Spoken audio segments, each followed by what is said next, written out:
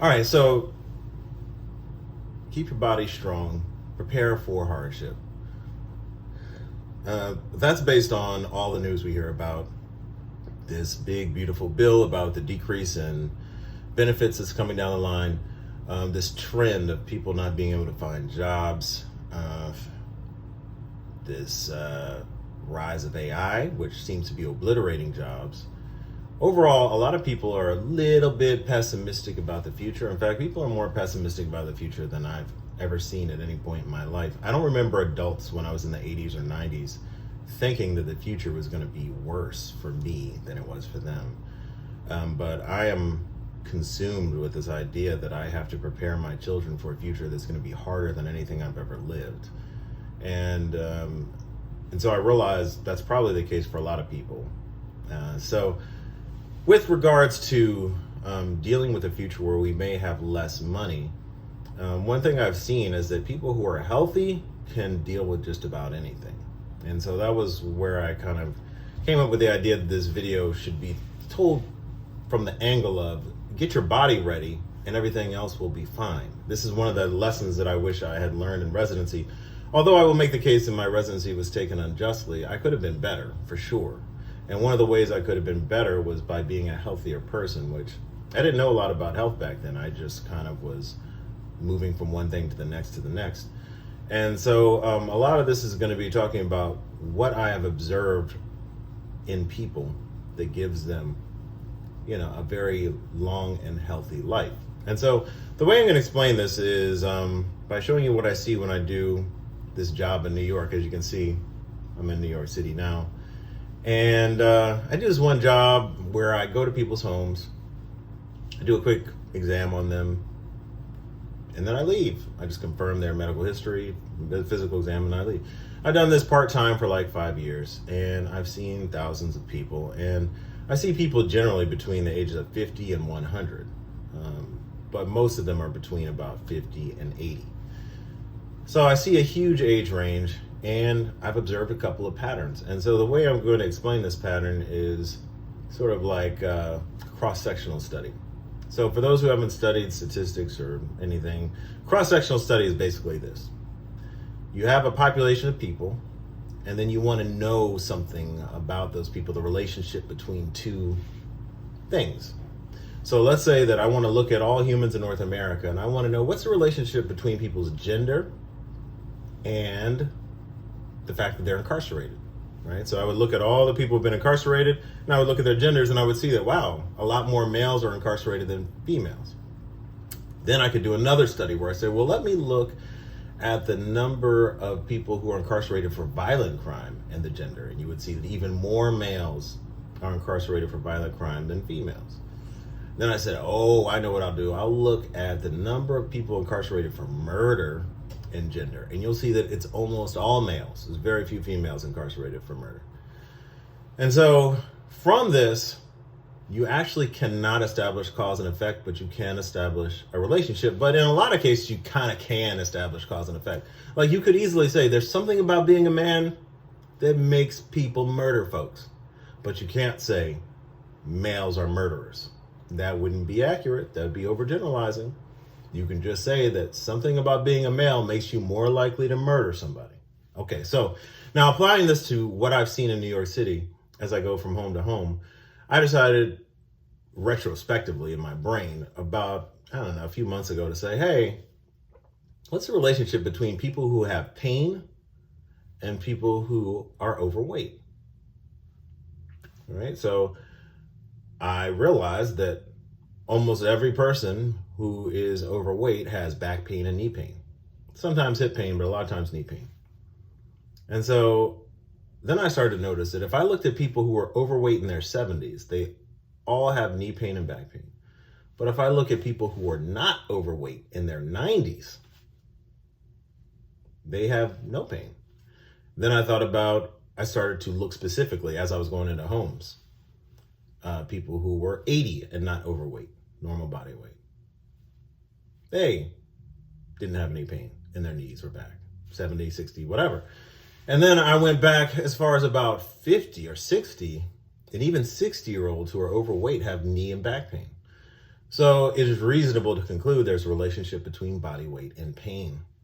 And in the beginning, you could be pretty sure that the body weight is causing the pain. Gravity is pushing on those joints and on that back, making things worse.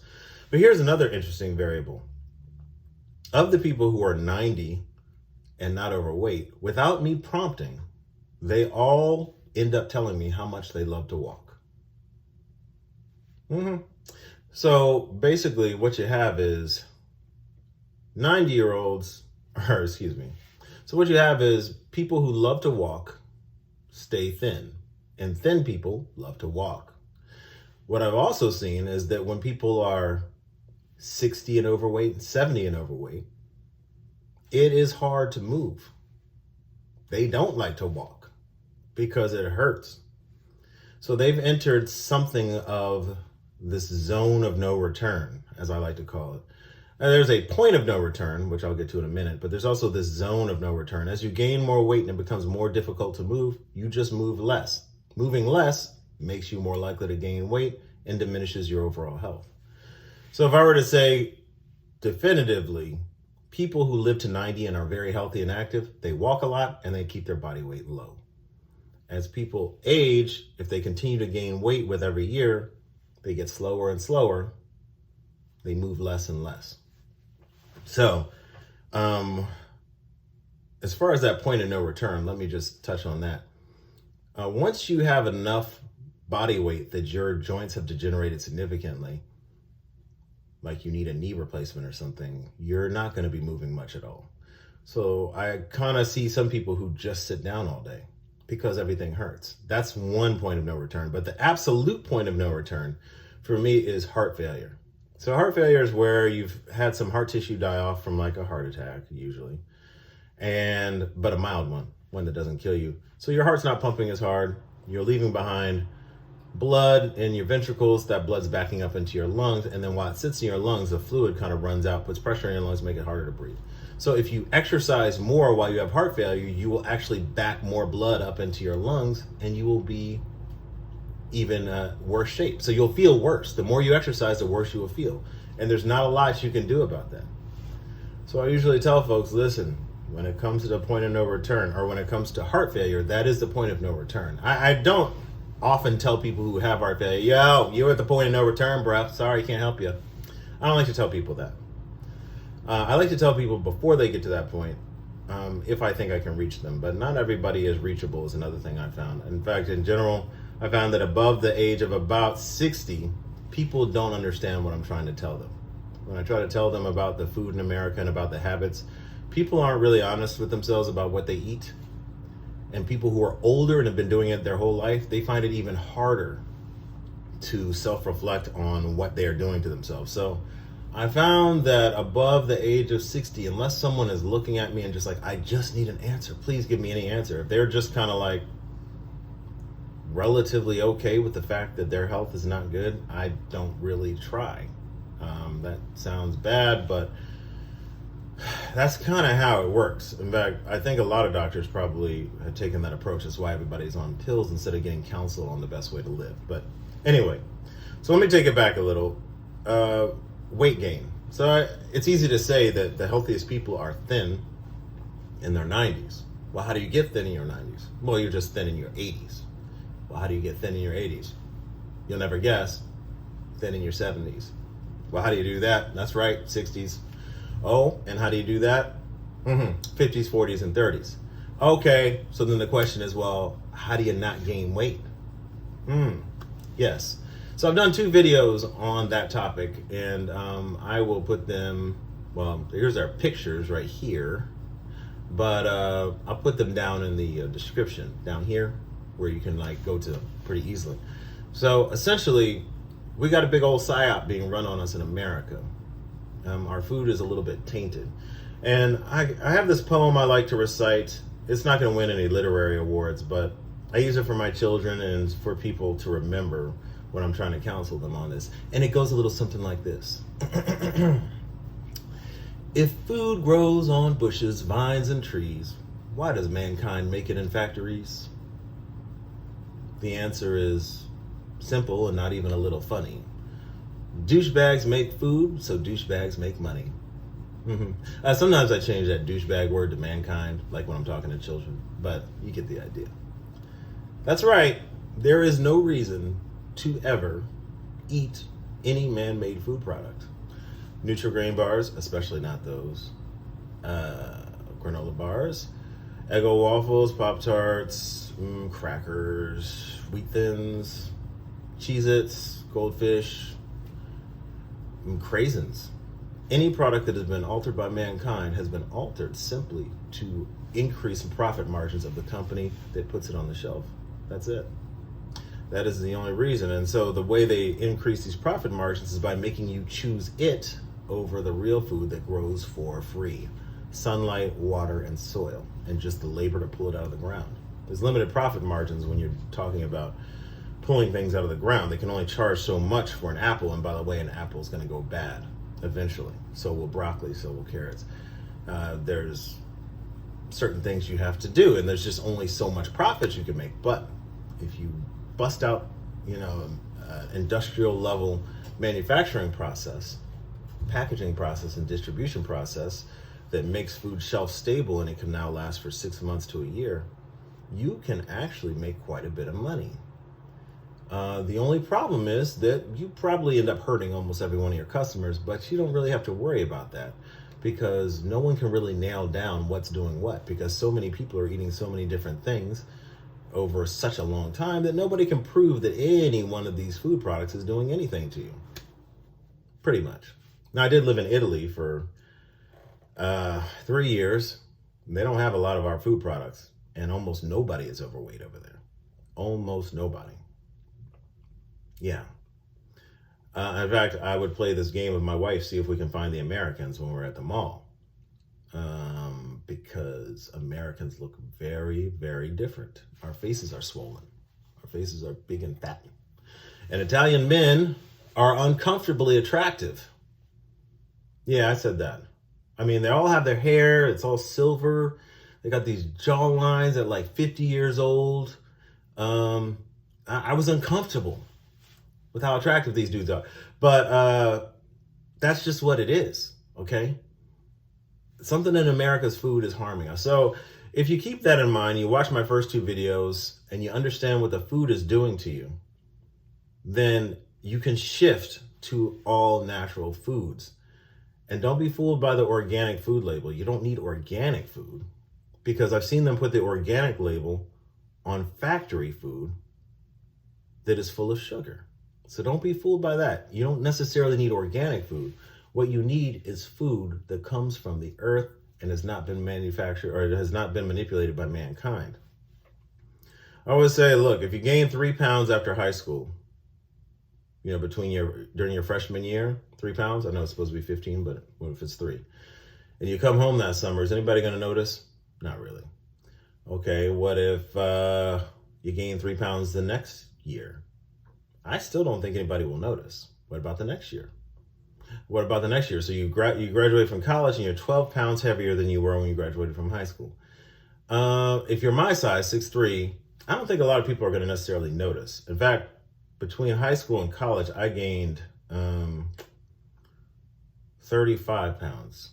It was mostly muscle because I was very thin, kind of underfed as a teenager. And then I entered the military in college. I went to West Point, and I was focused on building muscle. So people did notice. It looked a lot different.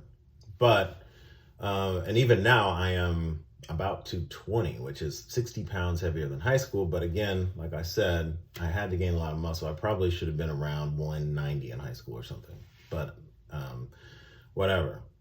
So anyway, my point is the average human, if you gain 3 pounds every year between high school and college, that's 12 pounds. What if you gain another 3 pounds for another 3 years after that? That's 24 pounds, or another 4 years after that.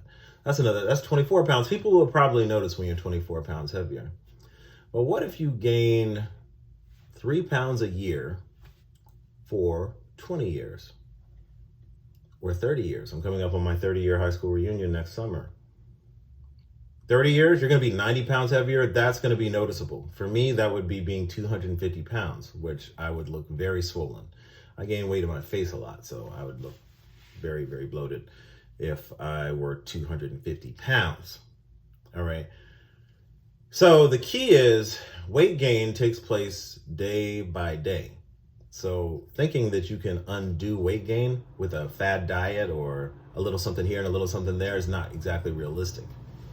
It's just like brushing your teeth. You can't brush your teeth really hard one day and then not brush your teeth for a month. It doesn't work like that. You can't even brush your teeth for a week and then not brush your teeth for a month. You got to brush your teeth every day for your life in order to keep your teeth by the time you're 80. That's the only way it works. So it's the same with our health. You have to do those things every single day. I think people know this, but people just don't practice it. You have to weigh yourself probably at a minimum every week. And if you're more than 5 pounds heavier, you got to ask yourself, why am I 5 pounds heavier? Am I doing something unusual? I don't know.